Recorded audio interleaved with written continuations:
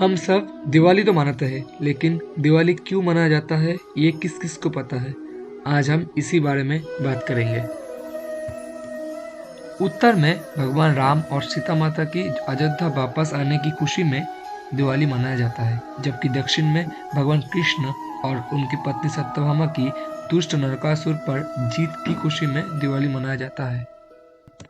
नरकासुर चतुर में से एक थे। जब वो पूर्ण शक्ति और सार्वभौमिक विनाश की ओर निकला, तब कठोर तपस्या के बाद वो भगवान ब्रह्मा को संतुष्ट किया और वरदान मांगा।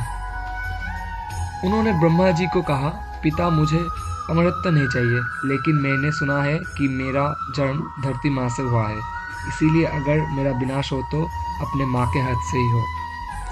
ये सुनने के बाद ब्रह्मा जी मुस्कुराते हुए कहते लगे, तथास्तु, तुम जो कहते हो वही होगा।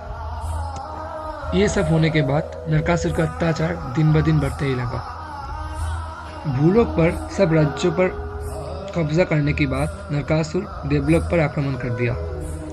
जैसे ही नरकासुर ने देवलोक पर आक्रमण किया, इंद्र और बाकी देवताओं ने जल्दबाजी में पीछे हट गया। नरकासुर ने महलों से 16,000 स्त्रियों को बंदी बना लिया। जाने के समय उसने देवी माँ अदिति की कानों में चमकती हुई बालियां जोड़ी देखी। बालियों को देखकर नरकासुर मोहित हो गया और जाने के समय देवी अदिति के कान से तोड़कर ले गया। रोती हुई अदिति भगवान कृष्ण की पत्नी सत्यभामा के पास आया। सत्यभामा समय व्यय नहीं करते हुए उनको भगवान कृष्ण के पास ले गई।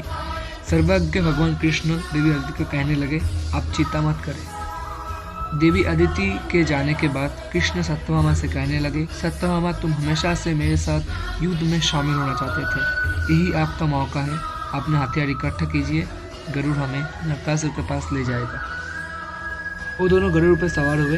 गरुड़ उन्हें नरकासुर की राजधानी प्रज्ञाज्योतिषपुर, आज का आसाम, तक पहुंचाया। कृष्ण को आते हुए देखकर नरकासुर हंसने लगा और उनके सेनापति से कहने लगे, मुझे सिर्फ और सिर्फ मेरे माँ ही मार सकते हैं, कृष्ण नहीं। अब जाओ मूढ़ा, कृष्ण को मार दो।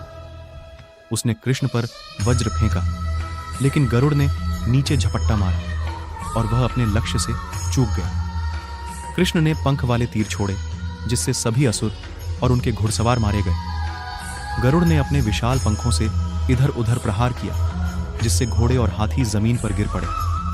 सत्यभामा ने भी सेना पर बाणों की वर्षा की और जल्द ही नरकासुर युद्ध के मैदान में केवल एक ही बचा था। उसने अपना शक्तिशाली त्रिशूल उठाया और कृष्ण पर फेंका। त्रिशूल भगवान की छाती पर लगा और वे मूर्छित हो गए। एक पल के लिए सत्यभामा को विश्वास नहीं हुआ कि उसने क्या देखा। यह नहीं हो सकता, उसने खुद से कहा और असुर पर तीर चला दिया। यह नरकासुर की छाती में जा लगा और वह गंभीर चीख के साथ गिर पड़ा। जैसे ही चिंतित सत्यभामा अपने गिरे हुए भगवान की ओर मुड़ी, कृष्ण एक शरारती मुस्कान के साथ उठे। वह तो केवल एक भूमिका निभा रहा था, क्योंकि सत्यभामा भूमि देवी का अवतार थी और यह उनका तीर था जो नरकासुर को मारने के लिए नियत था। 16,000 महिलाओं को मुक्त कर दिया गया और देवी मां की बालियां पुनः प्राप्त कर ली गईं। कृष्ण और सत्यभामा युद्ध से विजयी होकर लौटे और बुराई पर अच्छाई की इस जीत का जश्न मनाने के लिए ही हम रोशनी का त्योहार दिवाली मनाते हैं।